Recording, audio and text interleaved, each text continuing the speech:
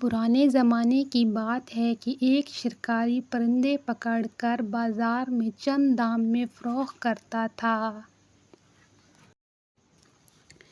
ایک دن اس بازار میں ایک نیک دل آدمی کا گزر ہوا۔ اس نے سوچا کہ ان آزاد پرندوں کو قید کرنا بہت بڑا گناہ ہے، اسی لیے اس نے ان پرندوں کو آزاد کرنے کے لیے سوچا اور شکاری سے سارے پرندے خرید لیے۔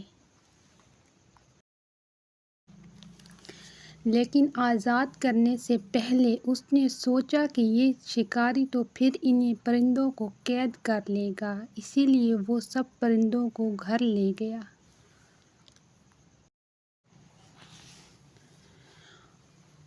اور ان کو چند الفاظ سکھانے شروع کر دیے کہ ہم باغ میں نہیں جائیں گے، اگر جائیں گے تو شاخ پر